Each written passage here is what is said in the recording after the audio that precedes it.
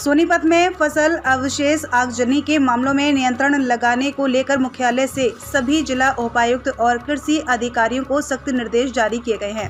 फसल अवशेष में आग न लगे और आग मामले जीरो करने को लेकर प्रशासन पूरी तरह से अलर्ट मोड पर नजर आ रहा है। गत खरीफ सीजन में आगजनी की सैटेलाइट से 78 घटनाएं सामने आई थीं, जहां किसानों पर 47,500 का जुर्माना भी लगाया गया था और 5 किसानों के खिलाफ FIR भी दर्ज हुई थी।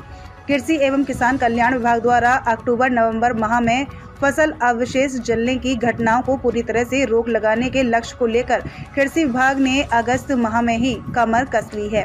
इसके अंतर्गत ग्राम स्तर पर कृषि विभाग ने कर्मचारियों की ड्यूटी लगा दी है। वहीं सभी सरपंचों को लेटर जारी करके गांव में किसी भी प्रकार के फसल अवशेषों में आगजनी की घटना न होने देने का आह्वान भी किया जाएगा। जहां 2022 में 94 एक्टिव फायर लोकेशन की पुष्टि हुई थी, लेकिन मामलों में कमी लाते हुए गत खरीफ सीजन में आगजनी की सैटेलाइट से 78 घटनाएं सामने आई थीं, जहां किसानों पर 47,500 का जुर्माना भी लगाया गया था और 5 किसानों के खिलाफ FIR दर्ज भी हुई थी। खरीफ सीजन में सोनीपत जिले में लगभग 90,000 हेक्टेयर भूमि में धान की रोपाई व बिजाई किसानों ने की है। अभी धान की फसल प्राथमिक चरण में है, लेकिन अक्टूबर व नवंबर माह में धान के कटाई प्रक्रिया के बाद फसल अवशेष जाने की प्रति किसानों को जागरूक करने की कवायद कृषि विभाग ने अभी से शुरू कर दी है, ताकि बेहतर ढंग से लोगों को जागरूक किया जाए और फसल अवशेष की घटनाओं को पूरी तरह से रोका जा सके। ग्राम स्तर पर जागरूकता कैंप लगाने के लिए कृषि विभाग द्वारा एक तरफ जहां विभागीय कर्मचारियों की ड्यूटी तय कर दी गई है, वहीं दूसरी तरफ गांव के सरकारी स्कूलों व निजी स्कूलों में पढ़ने वाले बच्चों के साथ साथ कॉलेजों में पढ़ने वाले विद्यार्थियों को भी फसल अवशेषों में आगजनी की वजह से होने वाले नुकसान के प्रति जागरूक किया जाएगा, ताकि विद्यार्थी घर जाकर परिजनों को फसलों के अवशेषों में आगजनी की घटना न करने के लिए प्रेरित कर सकें। ग्रामीण क्षेत्रों में विशेष तौर पर पोस्टर और बैनर भी लगाए जाएंगे। इनमें से अधिकतर घटनाएं गोहाना उपमंडल और यमुना नदी के साथ लगते ग्रामीण क्षेत्रों से सामने आई थीं। ऐसे में कृषि विभाग ने इस बार यमुना नदी के साथ लगते गांव व गोहाना उपमंडल के लिए विशेष रणनीति तैयार की है, जिसके अंतर्गत उक्त क्षेत्रों में अतिरिक्त कर्मचारियों की ड्यूटी लगाई गई है। इससे अतिरिक्त सबसे अधिक जागरूकता कैंप उक्त क्षेत्रों में ही आयोजित किए जाएंगे। हालांकि राहत की बात यह है कि सोनीपत जिले में फसल अवशेष जलाने की घटनाओं में कोई भी गांव अब रेड जोन में शामिल नहीं है। खरीफ सीजन में अक्टूबर और नवंबर माह में फसल अवशेषों में आगजनी की घटनाएं सामने आती हैं। विभाग का लक्ष्य इन घटनाओं को पूरी तरह से रोकना है।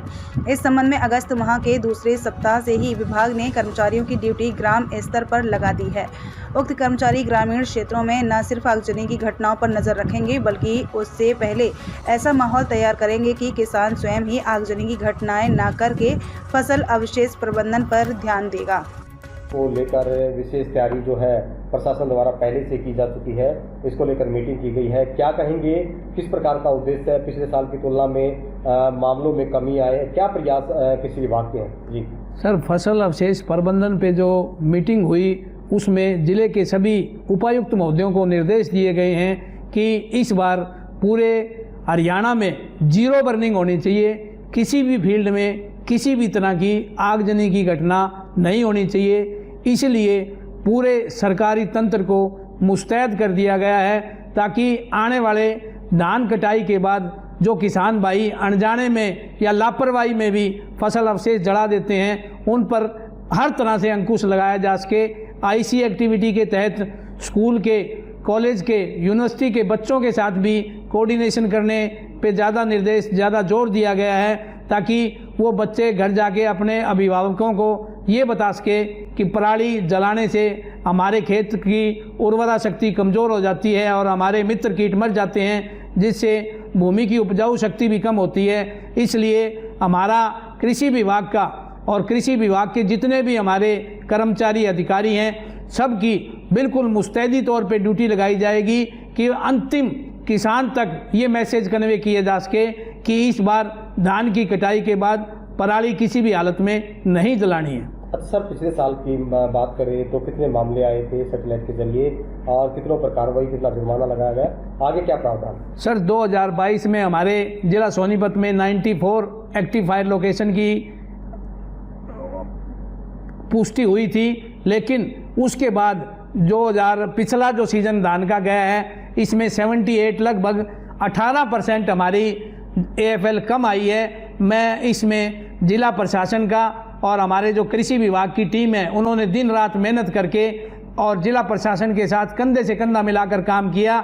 इसी का रिजल्ट कि हमारे ज़िले में 18% कम एक्टिव फायर लोकेशन आई और पिछली बार हमने 47,500 रुपये पेनल्टी भी किसानों पर लगाई गई थी और 5 FIR दर्ज करवाई गई थी। मैं आपके चैनल के माध्यम से अभी से किसान भाइयों से अनुरोध करता हूं कि अभी बहुत से किसान भाइयों ने जीरी लगाई है, लगभग महीना ही हुआ है और कृषि विभाग और जिला प्रशासन और जो हमारी सरकारी एजेंसी है वो इतने मुस्तैद हो चुके हैं कि आने वाले टाइम में धान की कटाई के बाद किसी भी तरह की पराली न जलाई जाए।